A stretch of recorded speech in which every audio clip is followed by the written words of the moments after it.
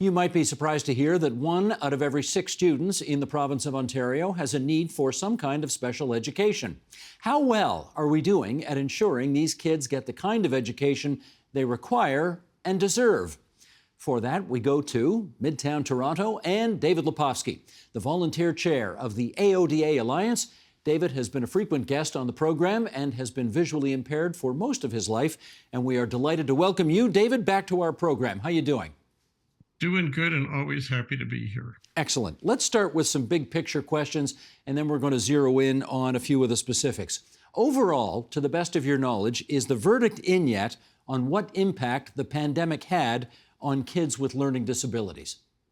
Well, kids with all disabilities were set back during the pandemic. All kids were set back, but the impact on kids with disabilities was even more substantial because the government's response to the pandemic in our schools was one size fits all, tailored to kids without disabilities.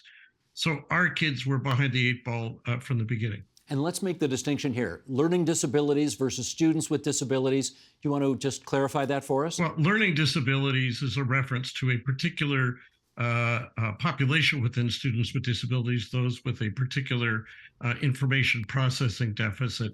But we're talking about kids with all kinds of disabilities, kids who are deaf, kids who are blind, kids with autism, kids with intellectual disabilities, mental health conditions, all kids with disabilities. This is what I'm talking about. Gotcha. Now, the government has acknowledged that a lot of kids did fall behind during the pandemic, and as a result, they have set aside hundreds of millions of dollars in their budgets for tutoring and that kind of thing so that parents can get their kids caught up. Can you tell us, again, based on what you're hearing out there, whether or not that's working? For kids with disabilities, it's yet another failed initiative because it's, again, one size fits all. Great for kids who have no disabilities. Maybe they just need a little tutoring with math or something. They hire someone, but there isn't this population of special education tutors out there you could hire to provide the surge in catch-up learning that kids with disabilities need because they fell so much further behind during the pandemic.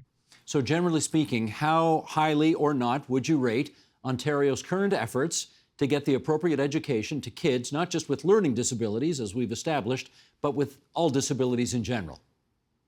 I'd say compared to what we're capable of, compared to what our kids need, very poor. We have a school system which is replete with disability barriers, not because anybody wanted it that way, but because that's the way it's operated. The government's had sitting on its desk for the Ontario government, the Ford government's had sitting on its desk for over 14 months, a comprehensive report on what those barriers are and how to fix them, the most thorough top to bottom review of the education system from the perspective of students with disabilities in my lifetime. And so far, the number of changes that they've announced as a result of that report total, well, 0. Who did that report? It's called the Kindergarten to Grade 12 Standards Development Committee, appointed by the government, equal members from the disability. Half of it was from the disability community. I was one of them. The government appointed me to that committee. And the other half from the education community. So its agenda for reform reflects a consensus between educators, the educator community, and the disability community on what the barriers are and what the fixes are. The government sat on that that comprehensive report. We've been pressing for over a year to get them to do something with it. Again, radio silence. You say what the barriers are. Give us one example of a disability barrier that has not been acted upon. Well, parents of kids with disabilities, the first thing they want to know is, what are the options for my child at school? What are the different programs? What are the different options? And they find it enormously difficult too often to just find out what's available. And we said there needs to be a comprehensive strategy to make it easier to find out what's available. And if you need to advocate for your child, where to go. So we made comprehensive recommendations on how to fix that. We're not talking about either rocket science or big bucks. And yet, what have we heard back? Nothing. Now, when you consider disabilities, there is obviously, as you've indicated, quite a wide variety of different things we're talking about here. Blind kids obviously need different things than deaf kids do, from autistic kids, from dyslexic kids, et cetera, et cetera. Are we, in your judgment, better at educating some groups of kids with disabilities over others? Well, there's islands of progress for different groups, and I don't want to make it sound like that like school boards are doing nothing. I believe that educators, I believe teachers, principals want to do the best things, but the system handcuffs them, makes it harder. They got to resist and fight against the system just to deliver what these kids need. The problem is that the overwhelming barriers, like not being able to find out even what's available, cuts across the whole system. I'll give you another example. For each of these kids, school boards are required by the province, quite properly so, to develop an individualized education plan for the child. Good idea. But what they're not required to do is to offer a meeting with the parents to discuss what should be in the plan. Yeah, they got to consult, but they don't have to offer a meeting. Lots of parents don't even know to ask for it. We recommended they should. Parents like me who know to ask, we ask and we can get the meeting, but it shouldn't be selecting in favor of people who happen to know what to ask for. How hard would that be? It's required by law in the United States to offer such a meeting, but in Ontario, no. We know there are supposed to be educational assistants in classrooms, particularly in those classrooms where there is a significant percentage of kids who have disabilities. Do we know whether that's happening? Well, again, it's very hard to track this across the province because it's left to the idiosyncratic variations from school board to school board, from school to school. So a parent who thinks their child needs that, who has to advocate for it, has a complete uphill battle finding out what they can ask for, who to ask for it. So I suspect the fair assessment is in some places it's working well, in others it's not. But the same child can get radically different supports depending on what school they're in or what school board they're in, even though we're supposed to have an equitable education system. Let's drill down a bit and then talk about specifics here. We know that, for example, the parents of children with autism have done a really good job, well, let's just call it what it is, making a hell of a ruckus in order to get more attention for their kids, in order to get their kids into assessments and then into a program. Again, based on what you're hearing, how much progress has been made on that front? Well, they've done an amazing job of getting attention. Unfortunately, they will be the first to tell you that not so much on getting results. When the Ford government came into power, the waiting list for the Ontario Autism Program was 23,000 kids. The Ford government has managed to more than double it. It's now upwards of 60,000 kids. So there's been attention on the problem, but the government's response to the problem has been pretty abysmal. How about if you've got I'm sorry to keep giving bad news, but I got to tell you how it is. That's why you're here. We want you to tell us how it is. What about hearing impaired children? How are the services for them these days? I'm not really an expert in that, but again, the problem is because the province leaves it from board to board and doesn't properly supervise it. It's really hard to track it, but it's still, again, risks being different from board to board or school to school. Okay, we're going to do something a little different now because you've been on this program many times, and one of the agreements that you and I have in place is that you're happy to talk issues, but you really don't like talking about your own personal circumstances. Well, I have your permission today to do that, and I want to ask you about visually impaired kids because you have one. And I want to know what it's like trying to get a good education for visually impaired kids, including yours, in the province of Ontario. The fact is that the provisions in Ontario for kids with vision loss are seriously deficient. Here's the problem. First, there are only, we estimate, because the government doesn't collect the data correctly, maybe 2,000, 2,500 of these children and youth in Ontario. They're a low incidence disability. And I can tell you from bitter experience, if the parents of kids with autism who have bigger numbers, they face an uphill battle. We face a monumental uphill battle because there's so few of our kids, and school boards and the Ministry of Education really treats them as second class among the second class citizens of the system, meaning all kids with disabilities. And what the problem is, let me summarize the problem like this. We don't expect the classroom teacher to know how to teach a child Braille or the adaptive technology that people like me use to operate a computer or an iPhone. The general education teacher can't be expected to know that. But there is a specialist, and has for years and decades been a specialist in the school board who specializes in these areas. They're called the teacher of the visually impaired.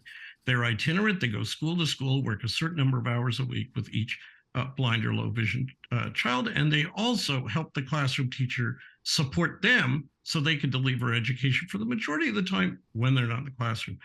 We got 3 problems in Ontario, and we've been telling the government this for 5 years without any solution. First, the standards for training a teacher of the visually impaired in Ontario are seriously substandard. They are lower than in half or more than half of the provinces of Canada, most of the US, England, New Zealand. In those other jurisdictions, I'm talking about like at least half of Canada as well as those other countries, to be a teacher of the visually impaired, because it's such a specialized field, you got to first become a teacher and then get a master's degree specializing in being a teacher of the visually impaired, which includes practicum working with a blind child. Ontario doesn't require that, doesn't provide it. Ontario says, oh, all you got to do is take 325-hour training courses, not taught by a professor in with a specialty in the field, with a PhD in a faculty of education. And frankly, you only have to take one to get your first job working with blind kids. And during that course, you never have to get any hands-on experience working with a blind child.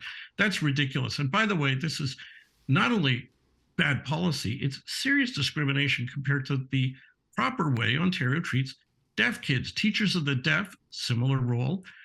They have to take a 1-year equivalent to a master's. The province funds it at York University. It's provided at a university by a faculty of education, and the tuition is covered by the province. So it's, and no one in the government denies this or can dispute the facts or justify it as fair. So that's the first problem. Second problem. Sorry, let me jump in there, David, for a second. So are there other provinces that require these higher standards for educating these teachers, but Ontario does not require? Maybe upwards of 8, but at least half of the province, most of the US, New Zealand, Australia. Okay. And 2 provinces have a master's program, BC and Nova Scotia. And we've actually connected with the head of the UBC program, University of British Columbia, and said to the province of Ontario, hey, they'd be prepared to have an Ontario university faculty of education become a satellite campus. But, years since then, still we're languishing with no action. And what this means, let me be clear, the teachers of visually impaired in Ontario, the majority of whom, the clear majority of whom have no masters, they are dedicated, caring, and hardworking, but they've got a much smaller toolkit, and that's not fair to them or the kids. Okay, on to number 2. Second problem, we have a significant shortage of teachers of visually impaired. The province has been warned for years, has no plan to fix it. So, for example, the biggest school board, the school board with the biggest number of students with vision loss in Canada is the Toronto District School Board. It's got more than double the number of visually impaired students than it serves, more than double the number of visually impaired students as we'd find at the School for the Blind in Ontario. It's a residential school. And yet they started this past academic year with upwards of a quarter of their slots for teachers of visually impaired unfilled. There were students who started this past academic year, blind, low vision students, who had no teacher of the visually impaired at all, including my child. And I had to fight like heck to just get a teacher of the visually impaired for my child at all, which in this year in this age is ridiculous. But the third problem is that how much support a blind or low vision child will get will vary from one school board to the next radically. My child could get upwards of twice the hours per week of teacher of the visually impaired support if we just move from Toronto to York Region. And that's ridiculous. Why is there a difference? I have told, pardon me, it's just because that's what their school board's providing. And it varies radically from one school board to the next, how much support a child gets. And parents are isolated, are frustrated, are upset, and they have to try to fight these battles, which is really discouraging. I've written the Minister of Education about this 2 years ago. I've written them again because they haven't taken any action in January. I've asked for an urgent meeting. Did you hear back at all? Did you at least get the letter acknowledged? Nope. Nope. They did do a roundtable back in the summer of 2021 to discuss this. Some lower level ministry officials, they acknowledged it needed to be fixed, but since then, radio silence and our efforts to get solutions just. So what we need is, Stephen Lecce tweeted today that excellence in teachers or educators, that's what people need or want. Well, that's what we want, but the minister has to give the orders to his ministry. We've briefed the deputy minister.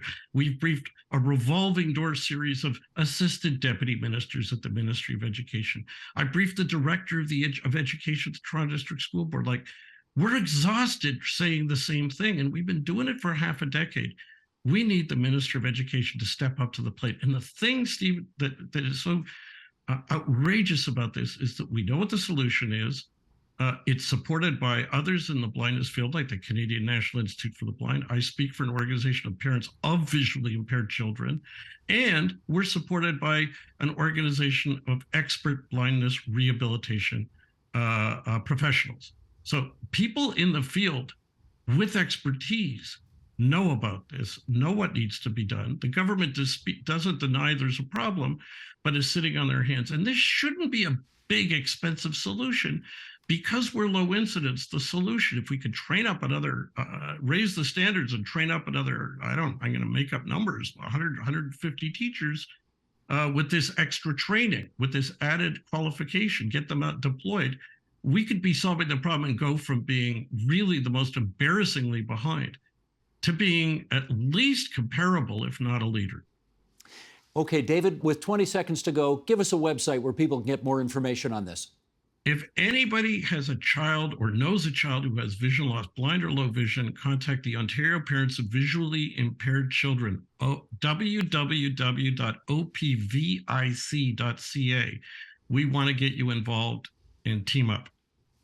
opvic.ca. David, as always, thank you so much for coming on to TVO tonight and giving us a sense of how things are in the province of Ontario today. Thanks so much. The Agenda with Steve Paikin is made possible through generous philanthropic contributions from viewers like you. Thank you for supporting TVO's journalism.